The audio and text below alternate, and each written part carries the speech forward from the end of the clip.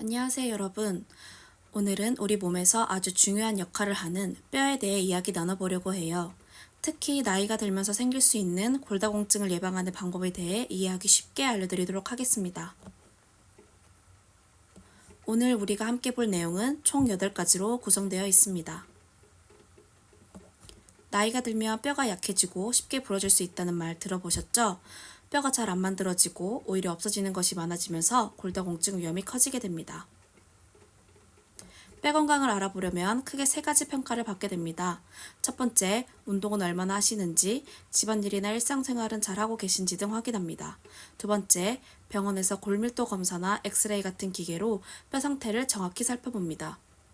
세 번째, 요즘 허리나 무릎이 자주 얼마나 아프신지도 확인합니다. 골다공증은 말 그대로 뼈에 구멍이 숭숭 뚫린 상태를 말합니다. 정상적인 뼈와 비교하면 뼈 안에 빈 공간이 많아지고 약한 충격에도 쉽게 부러질 수 있어요. 그래서 특히 나이가 들수록 더 주의해야 하는 질환입니다. 그렇다면 어떤 분들이 골다공증에 더 잘 걸릴까요? 우선 나이가 많을수록 조심하셔야 합니다. 특히 65세 이상이신 분들은 골다공증 위험이 높아집니다. 그리고 폐경을 겪은 이후 여성분들이 더 잘생기기 때문에 더 주의가 필요합니다.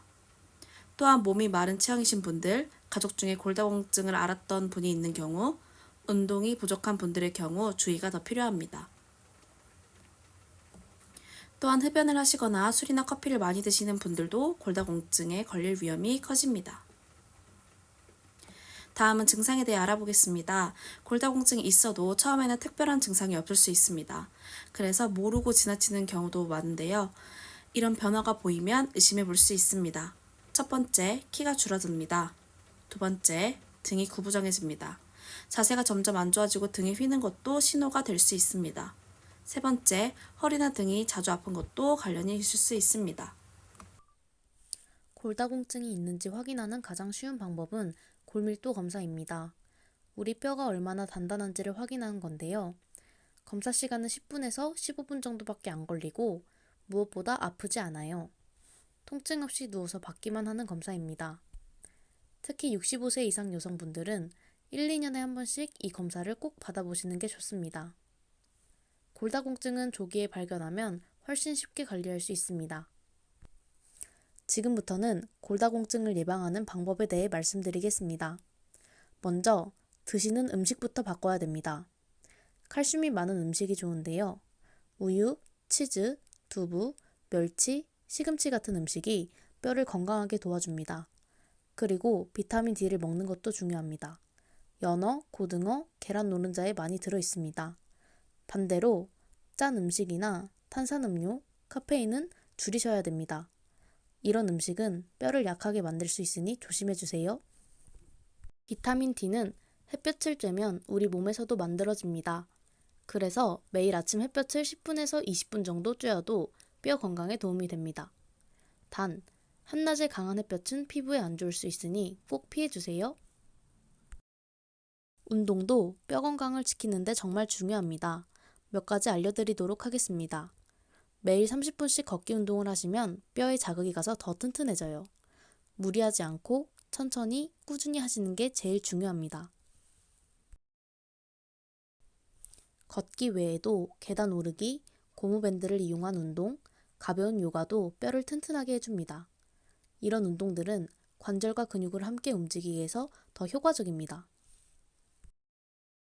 그리고 또 하나, 스트레칭을 자주 해주는 것도 좋습니다.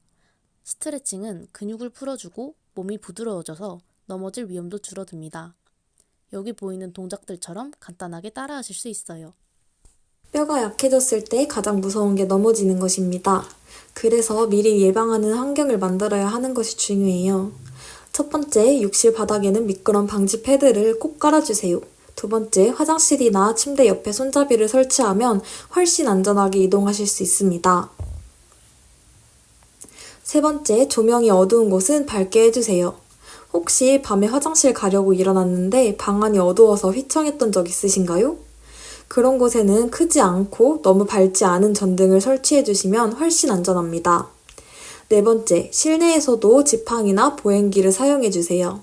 집안의 미끄러운 바닥, 거실과 방 사이의 턱 이런 곳은 위험할 수 있으니 넘어지지 않도록 실내에서도 지팡이나 보행기를 꼭 챙겨주세요. 약은 어떻게 복용해야 할까요? 골다공증 약 중 하나는 칼슘과 비타민 D가 함께 들어있는 약입니다. 이 약은 반드시 식사 후에 충분한 물과 함께 드시는 것이 중요합니다. 두 번째는 비스포스포네이트라는 약입니다. 이름이 조금 어렵죠? 이 약은 뼈가 더 약해지지 않도록 막아주는 약입니다. 약의 종류에 따라 매일 드시는 것도 있고 일주일에 한 번, 한 달에 한 번 드시는 것도 있습니다. 대부분 아침에 복용하시면 됩니다. 세 번째는 에스트로겐이라는 여성 호르몬 약입니다. 이건 주로 여성분들에게 쓰이는 약이며 뼈를 지켜줄 수 있는 역할을 합니다. 주기적으로 드시는 방법은 25일 동안 드시고 5일 동안 쉬는 방법이 있고 매일 하루에 한 번 드시는 방법도 있습니다. 네 번째는 에스트로겐 수용체 조절제라는 약입니다.